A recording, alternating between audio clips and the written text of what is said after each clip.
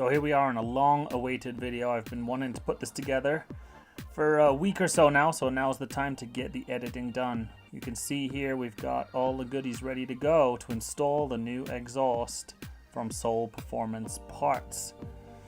It was a tricky day or so, but it doesn't have to be now because D-Ray's here to the rescue, help you get through the project. Get the car up, let's bag off the wheels, and we'll get the show on the road.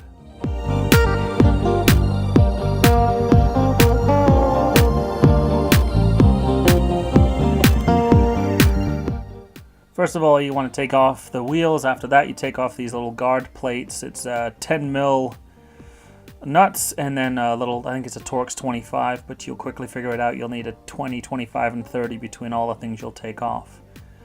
You'll be using a 13mm socket wrench here, and you've got the next few videos are basically showing you where the headers come into the resonator pipes, how you're going to need a variety of different lengths of extension, a swivel head, and other components to get at this. The trick here is just getting at the parts.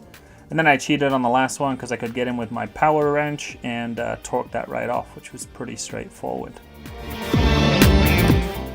You had to be careful getting this out. What I found was the valves for the valved exhaust, because this is a PSC exhaust, got stuck up behind the heat shield. So once you've freed all the nuts and bolts, you still have to kind of jimmy it out side to side and be real careful around your heat shields, but it will come out with a little persuasion.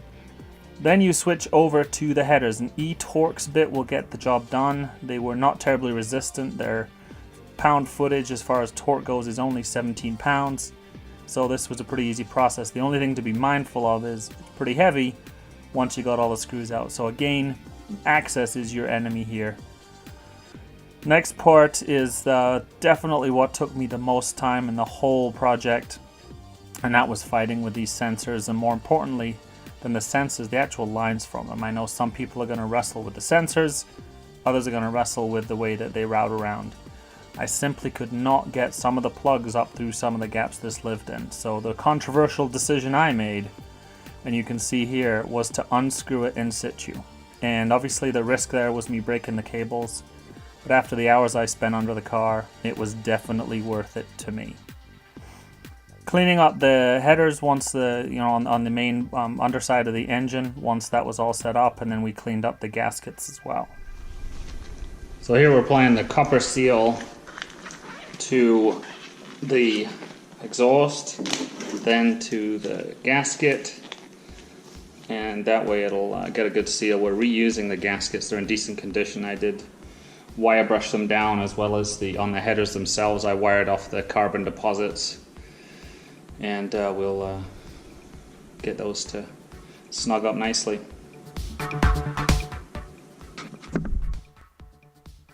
We did use copper gasket maker on here. We used it on the underside and on the top of the actual replacement unit we used. I'm not sure if that's right or wrong, but certainly snugged up okay. This is where a couple of hands can be handy, and there are a couple of times in the project where 4 hands are way better than 2. And then we probably, if Amanda had a better sense of what to do with these, it might have gone in a little cleaner. But net, you don't want to overpower these bolts. They're sensitive, they're going into an aluminum block. Just be really careful and just gently get them threaded in.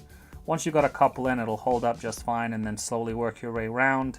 Then torque down to 17 foot-pounds once you've got it all evenly matched, and then do a crisscross pattern there.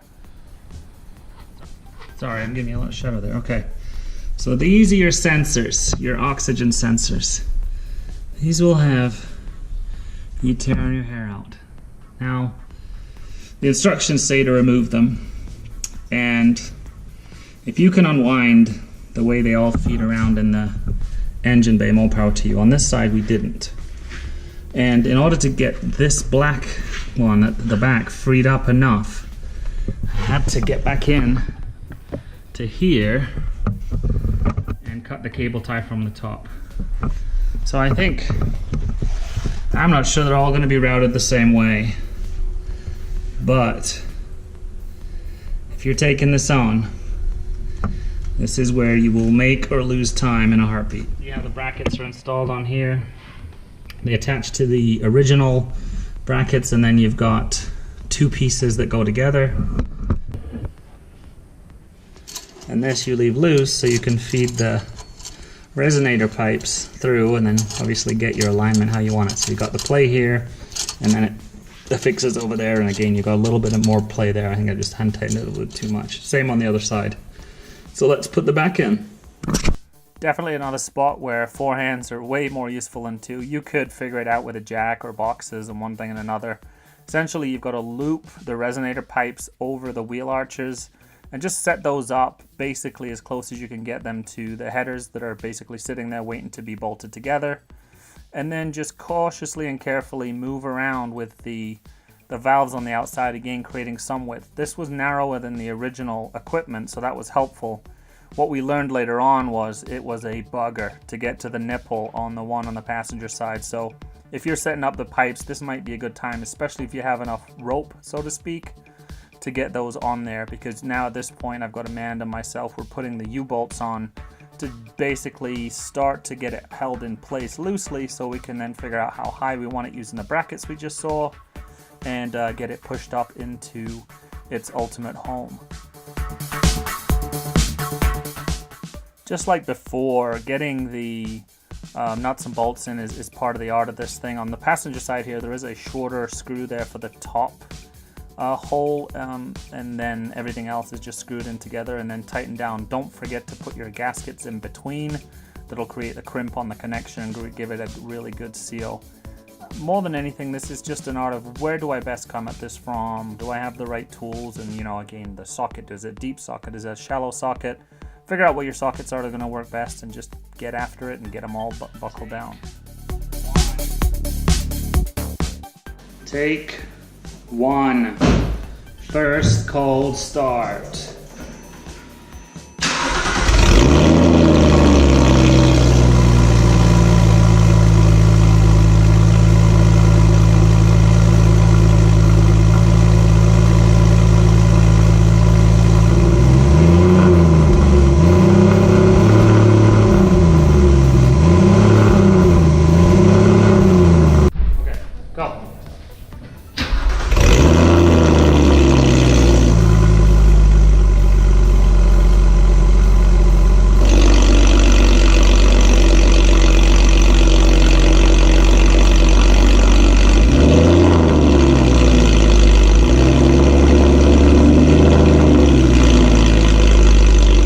So what I would say in summary is, we stopped it there because I started to see some white smoke, which was more than anything the WD-40 that had been used to clean the exhaust tubing and whatnot before we did the first startup. So in the first heat cycle, we didn't go ahead and heat mark a whole bunch of fingerprints onto there.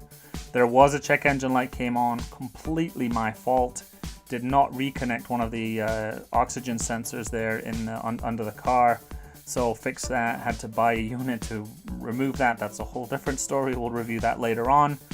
And it took a couple days for the plenum and the exhaust to basically start jiving and create the sound you're about to hear on the way out here. So I'll do more follow-up soon, but hopefully this was really helpful, saved you a ton of time. If you pay attention here and kind of know what you're in for going in, I think you'll do a much better job than we did. It took way too long. We got it done, but it took way too long.